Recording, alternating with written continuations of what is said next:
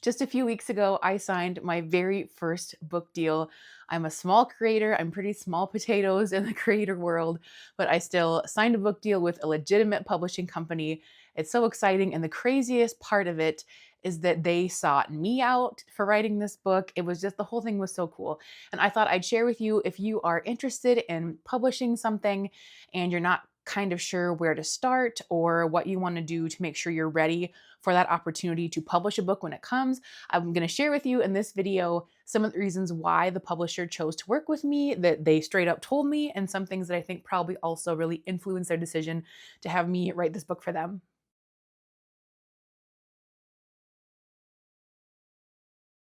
If you're brand new to my channel, hi, my name is Kelsey. I'm your best friend on the homestead here on my YouTube channel and over on my blog. I share content for small farmers, homesteaders, homemakers, all that kind of stuff. Now, this book deal is so exciting. It honestly landed right in my lap, which was really incredible. I have a whole video over in the members area where I talk about kind of all the details about the book. There's also a couple of magazines that I have articles coming out in, which is really exciting. There's a magazine right now you can buy at Walmart that I'm in, which is crazy. And so I'm really excited to share with you if you're also kind of you consider yourself a smaller creator, that these opportunities are there for you. And I think some of the things I can tell you in this video are going to help you hopefully become a published author, or at the very least start getting some of your work out there. Now, I will say, number one, that this is a nonfiction book that I am currently writing. I can't give you kind of all the details yet because book publishing, it's usually at least like a 2-year process where you're working on the manuscript and then they do all the sort of like formatting and stuff like that. So it takes a long time. And so you're not supposed to talk about too much too soon because they kind of, play their cards close to their chest. So I can say it's nonfiction. It's sort of in the homesteading niche. I am working with Lions Press, which I'm really excited about there. It's kind of like Lions Press, Story Publishing, and Chelsea Green are kind of the big publishers in that kind of niche. And so this might be different for you and what publishers kind of fit your niche, but whether or not you're, I don't know, a gamer or you are, sewing or all these different, kind of niches you could be in, I think the things that I have to tell you will really fit kind of across the board or across the gamut. No matter what sort of your topic area is, I think these are all things that are really going to help you. So let's dive in. The first thing is you want to have an established social media presence. And it doesn't have to be huge, but you definitely have to have an audience that they believe you can sell this book to, because they aren't just having you write this book because they think you're a good author. They're having you write this book because they think that you have an audience that you're going to be able to sell it to so they can make money. So for me, again, I'm not a huge channel. I'm not a huge creator. I have just over at the time that I signed the deal or that kind of sought me out, I had just over 15,000 subscribers on YouTube. Instagram, I have like 20, I had like 2,500 at the time. I'm like just shy of 3,000 now. I'm not very good at the Instagram game. And also, if there's any sort of kind of weird sounds or things in the background, my 2 cats are down here just trying to cause trouble and make this video. It's better they're in here causing trouble than outside the door, like beating on it to come in. So I apologize if the cats are causing a commotion. Anyway, so having some sort of an established social media presence is very helpful. Again, doesn't have to be huge, but it's something too. Even my publisher has told me that, over the next couple of years, just keep working on growing that social media kind of following. So that's something that if you can have that established ahead of time before you start reaching out to publishers, if that's kind of what your goal is, it's nice to have that base kind of already established. Number 2 on the list is to write. It's so important to practice your craft. And I'm not a person that uses AI, and I have zero judgment for creators that use a certain amount of AI for, like writing posts or coming up with ideas or things like that. I use it a very limited amount, kind of for more menial secretarial type things. But I do not hire out my writing. I do all of my own writing. I do all of my own research. And we'll talk more about that in a little bit.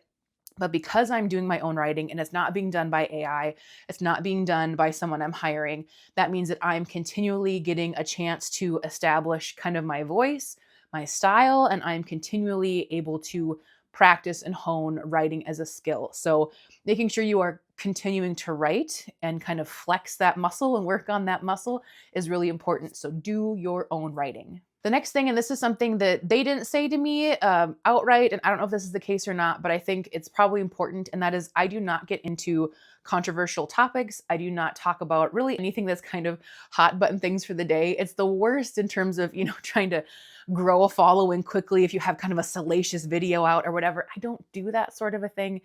The world is just insane, it seems like, and getting crazier every day. And I am a mom with 3 little kids. I have this business, blog, YouTube channel, etc., podcast, and then I also have a farm I'm taking care of. And so this wasn't a strategy that I initially kind of, came up with originally, but I have just naturally had to kind of segment things and try and have not a lot of bleed over sometimes for my own sanity, for my own organization. I think that has helped, that I am not kind of, crazy in any direction. I'm just kind of, anybody can come and listen to my videos. Anybody will find my information helpful. I'm here for everybody, to support everybody in their journey, around this topic and other kind of small farming and homesteading topics. And so I think that definitely probably helps, that I am not kind of this sort of, I don't know, not scandalous, but I'm not a figure that's out there making big crazy statements or things like that. I'm just your neighbor who's here with some helpful information for you. So I think that helps to kind of not be, discussing or covering those sort of crazy, really hot button, salacious issues. The next thing that I know for a fact that they appreciated, because they mentioned it and they found it on my About Me page on my website, is that I am very research based. I cite my sources in my blog posts. I put a lot of stock in sort of traditional wisdom and wisdom of our grandparents and great grandparents. And it's always interesting when you see, I think it was brass doorknobs. I just learned about the other day how brass was sort of the chosen thing for doorknobs. And then it turns out that brass as a metal helps, it's kind of like an antimicrobial metal. And so it's like, oh, well, that makes sense. Like there's kind of a reason behind these things, even if people didn't know it, understand it at the time. And it was sort of seen as this kind of like ancient magical thing, or this kind of, ancient wisdom thing. Science today backs up a lot of that stuff, which is so cool. And so I never like to blow smoke at all up people's wheres. I like to be very matter of fact, like, hey, this works for some people. It might not work for you, So being very honest and open about those sort of things, I think is helpful. But I do make sure I use university resources. I use respected scientific journals. I'm making sure, especially when I talk a lot kind of in the animal science field and farm field, I'm making sure I am using trusted sources for my information, so you know that what you're getting from me is solid and you can trust it too. The next thing that I think is really helpful is, a lot of what I talk about is experience based. I have been working in small farming, local food systems, agriculture for 15 years now, and I have a lot of farm animals and a lot of experience. And so I have lived the experiences that I am writing about, which I think is incredibly important. You can certainly research things, but having those real world tie-ins, I think, is incredibly important and really helpful in terms of establishing your credibility. Next on the list, hopefully on the road to getting published or getting your own book published, is that you want to reach out to other publications and start getting your work out there. So for me, kind of the big catalyst was, there's a magazine called Trailblazer, which unfortunately they have their farewell issue that's coming out right now. Rest in peace, Trailblazer. Although I think hopefully someone else picks up that magazine. That's another whole thing. But so Trailblazer, they just had an open call for a few different article things, and I sent in for one of their smaller pieces and got selected, which is great. And then a couple months later, when they're looking for more content, then I sent in an idea for kind of a larger article. So I was in their magazine 2 different times. One for kind of a small thing, and one is sort of just like a bigger narrative piece. And so having that is so, so helpful, because then when you go to publishers, or publishers come to you, or you're pitching something, you're able to say, yes, I actually worked with this magazine. I have some published work out there beyond your own, not like something you've self-published, not your own blog, but other people have looked at your work and said, yes, this is valuable. Yes, we trust this person enough that we are going to put them out to our audience. Oh, sorry, my cats are making a distraction back there. Hopefully you can't hear it. I can. Anyway, so putting your stuff out there so that way you can link to these articles, you can send them the examples so they know, again, that those people put their trust in you. And you can also show them that you can work in a professional capacity, you can meet your deadlines, you can submit your photos, you can do all these things. So maybe look around for magazines, whether they are print magazines or digital magazines, are a nice kind of place to start. And kind of, look at what their content is, maybe subscribe to their magazine or get a couple of digital issues and really get a feel for their content. And then submit some article ideas. You could kind of brainstorm, maybe pick 5 magazines, brainstorm some article topics that seem like they'd be a really good fit for their niche, for kind of their style. And then most of them have kind of open submissions or places where you can submit ideas and send them in. I have a magazine, again, I don't know how much I'm supposed to talk about this, that I'm going to be in their January, February issue. And I am so unbelievably excited that I get to be a part of this magazine. It's a very respected magazine in my community. A lot of people that I consider, kind of like up here when I'm down here in terms of content creation are in this magazine frequently. And so it's a real honor and very exciting to be a part of it. But part of how I got there was that I had these other kind of smaller things that I could show them. So you kind of start small and then build your way up. And then you're able to kind of, again, establishing that credibility and showing that you are someone that they might want to work with, because other people see you as someone that they want to work with too. I feel like this one should kind of go without saying, but be prompt and professional. If they email you and ask a question or a follow-up, don't sit and stew on it for 3 days. I'm the sort of person where I go, oh my gosh, they sent me an email. What am I going to say? What am I going to do? And so don't stew on it for too long. Within 24 hours, make sure you're getting back to people, using proper punctuation, using full sentences, making sure that you are being professional, and prompt is really important, definitely in the publishing world. Now, some of the things I've already talked about all kind of lead up to this point, and that is establishing credibility. So having, that social media following, having some articles that have been published other places, being current and consistent with your writing, being well researched, all these things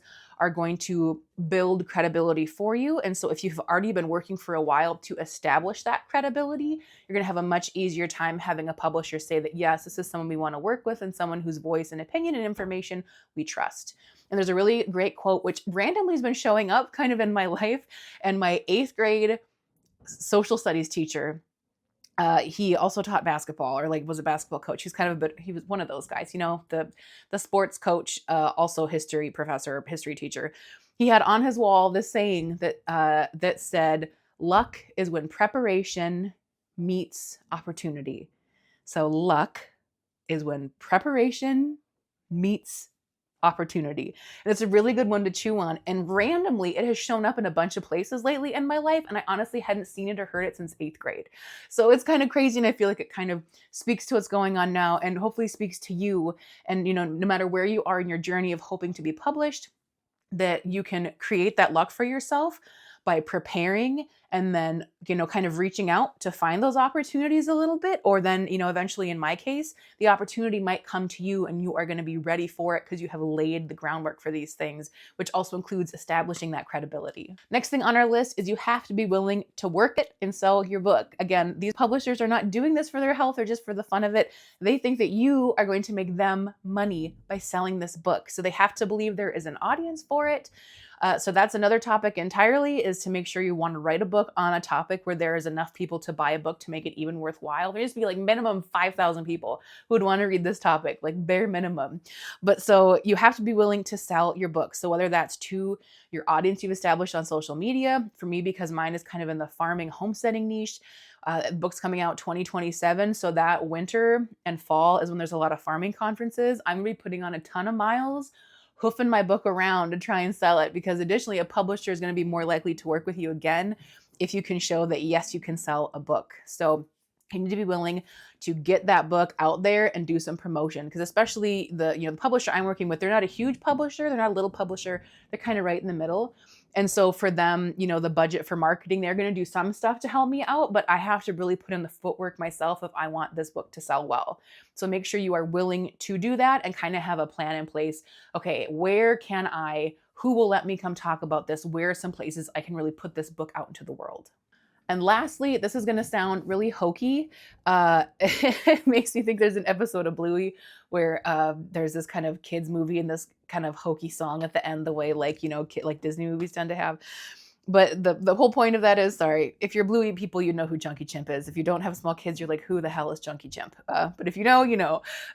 Anyway, so just be yourself and be genuine in all the things that you do and create. And I know it can be so easy to want to get kind of tied up into the creator sphere, so to speak. Like I said, I've been small farming and homesteading for 15 years. And when I started my blog was only 5 years ago. And so there are people who were already it was sort of the beginning of sort of like kind of the trad wife thing, which you get kind of sucked in with the aesthetic, I think, and the dresses and all the romanticism of it. But meanwhile, I am going to make sure I get my cows onto fresh pasture before I am going to, record a video of me like slow baking a loaf of sourdough bread. Like I'm out here doing the stuff. It's not just all for show. And so it's important, I tried to make my content look like that. Like my early beginning YouTube videos, if you watch them, they're kind of funny because you can see, like, I remember taking all this stuff off my wall behind me, not this wall, like up in my kitchen. We had this messy billboard I took down. I'm trying to like make it look nice. So I look like one of those ladies with subway tile and this like beautiful farmhouse kitchen. I have a 1970s Rambler that's very outdated, but I have found that just putting out my videos honestly and openly into my videos, I'm trying to be like very da da da da. And now I'm like, this is who I am. I'm messy. I swear, not usually on YouTube because that affects your advertisers. I try not to swear, but no, I would swear a lot more if it didn't affect advertising. So, but being your genuine self is going to be it's going to put you ahead because you don't realize it, but there's things about you specifically that make you unique in a good way. And people are going to like that and respond to that. And you're also not then worrying like, oh, does this shirt is how I'm acting? Does this fit this model I'm trying to meet? Don't do that because people, especially this day and age, people are kind of getting sick of sort of the influencer thing, and you can just kind of smell a phony a mile away. Like, oh, you're only pitching me this thing because you're trying to make affiliate sales or whatever. So making sure that you are being genuine and being yourself when you share content, whether that's on Instagram or here on YouTube or on your blog, be yourself and be honest because that is ultimately what people are looking for and what is going to sell. Okay, so hopefully that helps you. Again, I'm not some bigwig who's published a bunch of books. This is my first book, hopefully the first of many. And it's definitely something, if you're a smaller creator like me, it is possible. The opportunities are out there. And these are just some kind of foundational things that hopefully you can work on to land that awesome book deal for yourself. If you have any questions at all or just want to gab or anything about kind of this topic, please go ahead and comment down below. I would absolutely love to hear from you.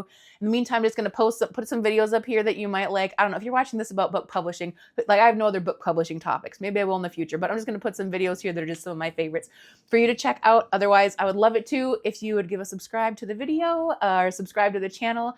And I'd love for you to stick around and kind of follow along here on our homestead. Okay, thanks for watching and we'll see you guys here next week.